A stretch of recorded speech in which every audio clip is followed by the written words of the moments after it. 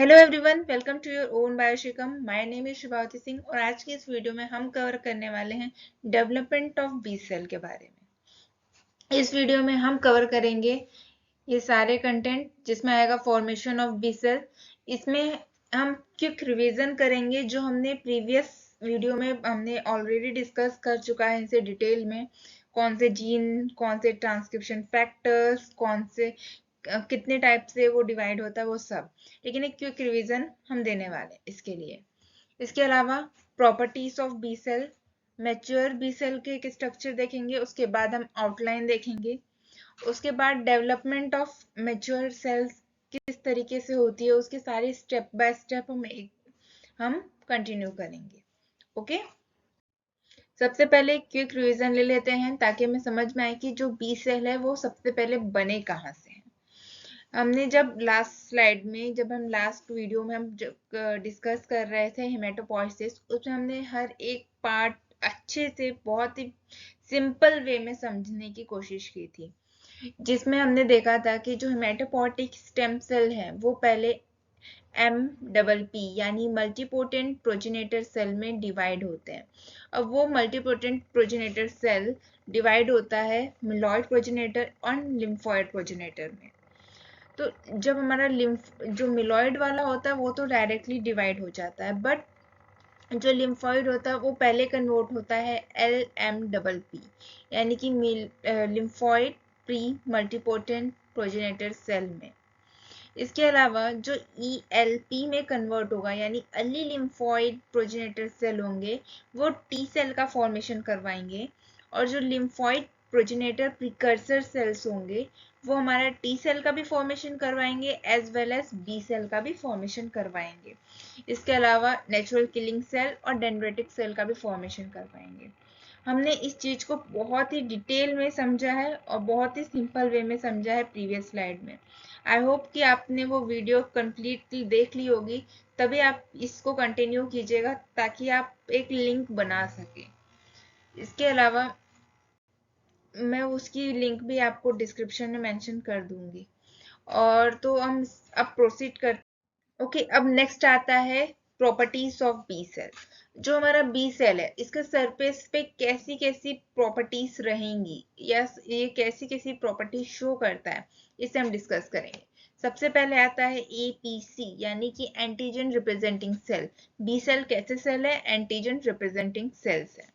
इसके अलावा इसके सरफेस पे जो एक्सप्रेस करेगा वो MSC2 मॉलिक्यूल होगा। इसके अलावा जो एंटीबॉडीज की बात करें तो इसके पास दो टाइप की एंटीबॉडीज होगी, एक IgM, एक IgD। ओके, इसके अलावा जो इंडिकेशन मार्कर है या फिर हम इसको सिलेक्टिव मार्कर भी बोलते हैं, ये सिलेक्टिव मार्कर जो हमारे बी सेल के सरफेस पे, स्पेसिफिकली बी सेल के सरफेस पे प्रेजेंट होगा, वो CD19 होगा। अगर आपसे कोई पूछे कि कौन सा आइडेंटिफिकेशन मार्कर या फिर सिलेक्टिव मॉलिक्यूल जो बी सेल के ऊपर रिप्रेजेंट करता है, तो आपका आंसर होना चाहिए CD19। ओके, इसके अलावा जो इसका ओरिजिन और मैचुरेशन होता है वो होता है बोन मैरो में। इसके अलावा जो मैच्योर सेल है उस वो मैच्योर सेल रिप्रेजेंट करता है BCR। BCR क्या होता है? ये एक बी सेल रिसेप्टर है जो मेम्ब्रेन के ऊपर बाउंडेड होता है और ये सिर्फ मैच्योर सेल में ही प्रेजेंट होता है। ओके, इसके अलावा जो इसकी जो प्रॉपर्टीज है ये एडेप्टिव इम्यूनिटी को अडेप्ट करती है। एक दो टाइप की इम्यूनिटी होती है, एक इनर्ट इम्यूनिटी और एक एडेप्टिव इम्यूनिटी को होती है। दो टाइप की हुई।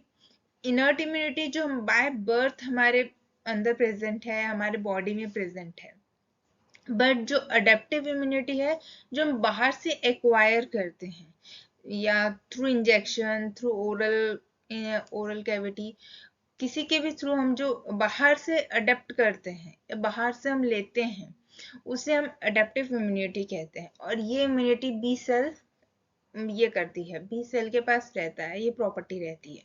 ठीक है, ये पार्ट है एक एडेप्टिव इम्यूनिटी का।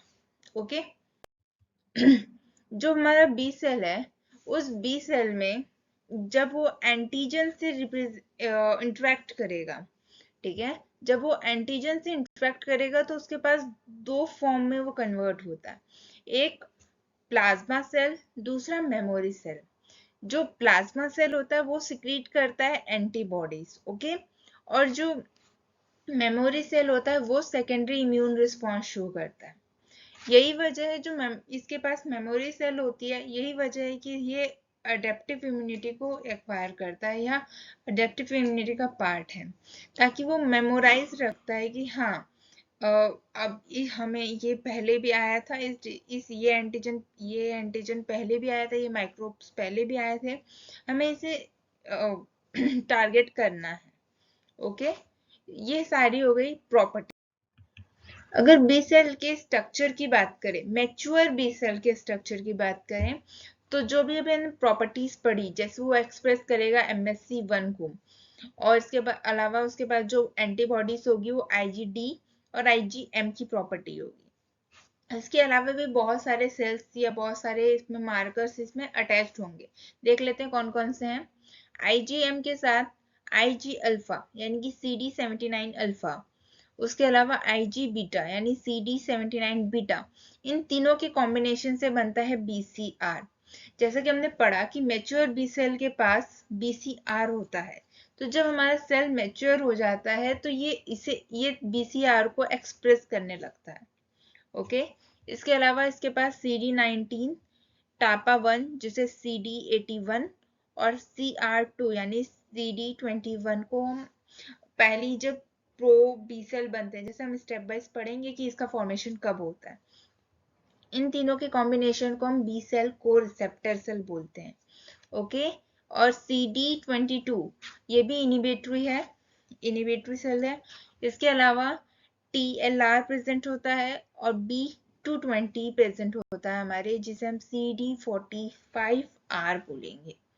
इसके अलावा MSC2 मॉलिक्यूल तो प्रेजेंट ही हमने देख ही लिया। तो अब हम आउटलाइन देख लेते हैं। आउटलाइन जब हम डेवलपमेंट पढ़ेंगे नेक्स्ट, तो हमें आउटलाइन की मदद से हमें समझ में आएगा कि इसके बाद कौन सा स्टेप होना चाहिए और किस तरीके से स्टेप्स फॉलो होते हैं। जो भी कोई भी प्रोसेस होती है तो हम उसमें स्टेप्स फॉलो करते हैं, तो इसमें कौन कौन से स्टेप्स फॉलो करेंगे ये देख लेते हैं। सबसे पहले हमारा आएगा HSC यानी हिमेटोपोइटिक स्टेम सेल, ओके, और इसके बाद आएगा हमारा CLP यानी कि कॉमन लिम्फोइड प्रोजेनेटर या प्रिकर्सर। इसके बाद हमारा उससे डेवलप हुआ प्री प्रो बी सेल। ये तो जब हम आउटलाइन पढ़ रहे थे, जब हम रिवीजन कर रहे थे उस वक्त भी हमने पढ़ा था, और जब हिमेटोपोइसिस पढ़ रहे थे उसमें भी हमने पढ़ा था। ये 3 स्टेप तो क्लियर है। इसके अलावा जो नेक्स्ट स्टेप आएगा वो बनाएगा प्री प्रो बी सेल से प्रो बी सेल, ओके, उसके बाद प्री बी सेल, उसके बाद इमेच्योर बी सेल का फॉर्मेशन होगा, और एट लास्ट में जाके वो मैच्योर सेल का फॉर्मेशन करेगा। ओके, वो किस तरीके से करेगा, कैसे करेगा, हम अभी अभी थोड़ी देर में पढ़ने वाले हैं।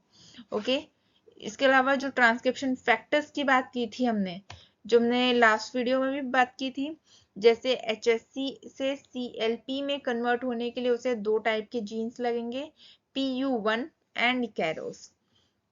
उसके बाद CLP से प्री प्रो बी सेल में कन्वर्ट होने के लिए उसे E2A एंड FOX1 का जीन लगेगा।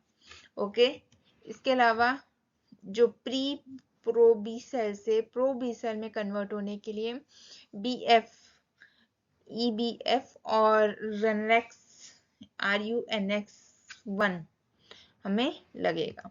इसके अलावा पैक्स बी प्रो से प्री में कन्वर्ट होने के लिए, और इमेच्योर में कन्वर्ट होने के लिए IRF48, 4 या 8 माइट भी, दोनों में से कोई भी लग सकता है। ओके, ये हमारा आउटलाइन हो चुका है। होप कि आपको समझ में आ गया होगा कौन से स्टेप से कौन से स्टेप बनेगा। अब हम इसे पढ़ने वाले हैं एक पूरे डिटेल में, जिससे सारे स्टेप्स बहुत ही कॉम्प्लिकेटेड ना हो, इसलिए ध्यान से सुनिएगा। हर एक पॉइंट बहुत ही इंपॉर्टेंट पॉइंट है। So let's proceed. अब हम कंप्लीट डिटेल देखते हैं। सबसे पहले हमारा जो HSC मॉलिक्यूल है या HSC जो सेल है वो प्रेजेंट रहेगा हमारा बोन मैरो में। ये हमने बोन मैरो लिया है, आप इमेजिन कर सकते हैं ये बोन मैरो है और ये ब्लड सेल है हमारा। ओके, अब यहाँ पर HSC से हमारा CLP में कन्वर्ट हुआ, डिवाइड होगा HLC, वो कन्वर्ट होगा मेलॉइड सेल में और CLP में। अब जब CLP में कन्वर्ट होगा तो CLP के पास एक रिसेप्टर प्रेजेंट होगा जो रिकॉग्नाइज करेगा CXCL को, CXCL12 को, जो स्टोमेटल सेल के पास प्रेजेंट होगा।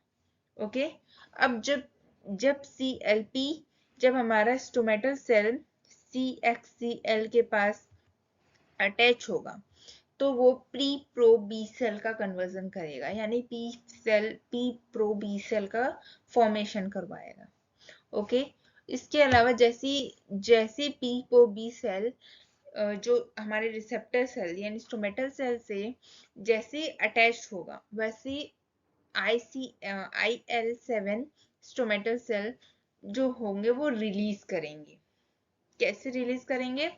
जो IL7 क्या है? इंटरल्यूसिन 7 कुछ केमिकल्स रिलीज करेंगे जिसे हम IL7 को का नाम दे रहे हैं। अब जब हमारा pre pro B cell IL7 से अटैच होगा तो वो प्रो बी सेल में कन्वर्ट हो जाएगा। ओके, इसके अलावा जो प्री बी सेल है, प्री बी सेल, इसमें ये सारे जो हमारे हमने जो अभी मैच्योर सेल में देखा था कि हमने कौन कौन से एंटीजन प्रेजेंट होते हैं, कौन कौन सरफेस पे क्या क्या प्रेजेंट होता है, उसमें से कुछ कुछ चीजें यहाँ पे प्रेजेंट होंगी, जैसे IG अल्फा, IG बीटा, इसके अलावा B22, B220 और CD19, ये सारी चीजें यहाँ पे प्रेजेंट रहेंगी। इसमें देखिए हमने क्या पढ़ा था कि जो मैच्योर सेल है उसके पास ही जो हमारा BCR होता है वो प्रेजेंट रहता है। तो ये अभी BCR का फॉर्मेशन हो गया? नहीं, जो हमने पढ़ रहे थे, जब हम मैच्योर सेल के बारे में पढ़ रहे थे तो मैंने आपको बताया था कि IG अल्फा, IG बीटा और जो हमारा IgM, इन तीनों को मिलाकर हमारा बनता है BCR। तो यहाँ पे BCR का फॉर्मेशन हुआ? अभी तक नहीं, क्योंकि जो हमारा IgM है उसका अभी कंप्लीट फॉर्मेशन नहीं हुआ है और वो कंप्लीट फॉर्मेशन मैच्योर होने के बाद ही बनता है। जैसे जैसे ये एंटीबॉडी है, राइट? एंटीबॉडी में जो ये लॉन्ग चेन देख रहे हैं आप, जो ये लॉन्ग चेन आपको नजर आ रही है, ये लॉन्ग चेन हमारा हेवी चेन है और ये हेवी चेन ही यहाँ पर अभी फॉर्म होती है। प्रो बी सेल से जब हम प्री में कन्वर्ट होते हैं तो यहाँ पे ये हैवी चेन ही फॉर्म होती है, लाइट चेन फॉर्म नहीं होती है। लाइट चेन कब फॉर्म होती है? जब वो इमेच्योर बी सेल्स में कन्वर्ट होता है वो अभी, लेकिन वो भी कंप्लीट फॉर्मेशन नहीं करवाती है, उसका भी हाफ ही फॉर्मेशन होता है। इसीलिए IgM है, ये कंप्लीट फॉर्मेशन नहीं होता है यहाँ पे भी। इसके बाद इसके सरफेस पे प्रेजेंट होता है S1P यानी कि स्पिंगोसिन 1 फॉस्फेट। ये स्पिंगोसिन 1 फॉस्फेट जो है ये एक ऐसा रिसेप्टर है जो S1P को यानी स्पिंगोसिन 1 फॉस्फेट को रिकॉग्नाइज करेगा जब ये ब्लड सेल में जाएगा। जब इमेच्योर बी सेल माइग्रेट करेगा ब्लड सेल में तब वो हमारा कीमो जो अट्रैक्टिव चीजें हैं, केमिकल जो सिक्रीट होती हैं उन सबको रिकॉग्नाइज करेगा कुछ इस तरीके से। जो हमारा मैच्योर सेल का फॉर्मेशन करने के लिए ये पहले S1P यानी स्पिंगोसिन 1 फॉस्फेट को रिकॉग्नाइज करेगा और सारा हमारा बी सेल का फॉर्मेशन हो जाएगा, मैच्योर बी सेल का फॉर्मेशन। मैच्योर बी सेल का फॉर्मेशन हमारा ब्लड सेल या हम ये बोल सकते हैं ये स्पिन, हमारे स्पिन में फॉर्मेशन होता है। हम ऐसा क्यों बोल रहे हैं स्पिन क्यों? देखिए स्पिन एक लिम्फोइड ऑर्गन है और जो बी सेल का फॉर्मेशन हो रहा है वो किससे हो रहा है? लिम्फोइड सेल से, इसीलिए इसका मैच्योरेशन भी लिम्फोइड सेल में होते हैं या पेरिफेरल सेल में बोलते हैं। यहाँ तक कि इमेच्योर सेल में प्रेजेंट है, बट जब वो ब्लड में आता है तो वो मैच्योर फॉर्म में ही आता है, क्योंकि ब्लड में प्रेजेंट होता है S1P4 जो केमिकल है वो, ताकि वो मैच्योर फॉर्म कर सके और इसके पास सारे जितने भी हमने सारे रिसेप्टर पढ़े थे वो सब यहाँ पे आ जाएंगे। Okay, that's all for today's video. हमने पूरा डेवलपमेंट समझ लिया है। आई होप कि आपको ये बहुत ही यूजफुल रहेगा अगर आप किसी भी एग्जाम की तैयारी कर रहे हैं। लाइफ साइंस से रिलेटेड में तो ये बहुत बार क्वेश्चंस आते ही रहते हैं, कौन से रिसेप्टर है, कौन सा रिसेप्टर कहाँ प्रेजेंट है, कौन से सेल्स पे प्रेजेंट है। इस तरीके से डेवलपमेंट भी हमने समझ लिया है कि कौन से स्टेप पे किस तरीके से फॉर्मेशन होगा, तो कौन कौन क्या क्या बनेगा पूरा। और ये पूरा मैंने क्यूबेक की बुक से रेफरेंस किया है 8th एडिशन से, और इसके अलावा मैंने और भी बहुत सारे बुक्स हैं जो मैंने जो अगर लाइफ साइंस का अगर आप एग्जाम की प्रिपरेशन कर रहे हैं तो आपके लिए बहुत यूजफुल रहेगी, तो उसकी लिंक्स भी मैंने डिस्क्रिप्शन में मेंशन कर दी, आप चाहे तो उससे वहां से परचेज कर सकते हैं। Thank you friend, thank you for watching. अगर वीडियो अच्छी लगी हो, यूजफुल लगी हो तो लाइक कीजिएगा, अपने दोस्तों के साथ शेयर कीजिएगा और चैनल को सब्सक्राइब भी कीजिएगा ताकि आपको टाइमली नोटिफिकेशन मिल सके। इसके अलावा आप मुझे फॉलो कर सकते हैं इंस्टा पे भी, जहाँ पे हम डेली बेसिस पे क्वेश्चंस और कोई इंपॉर्टेंट पॉइंट्स हम डिस्कस करते रहते हैं। Thank you friends, thank you for watching.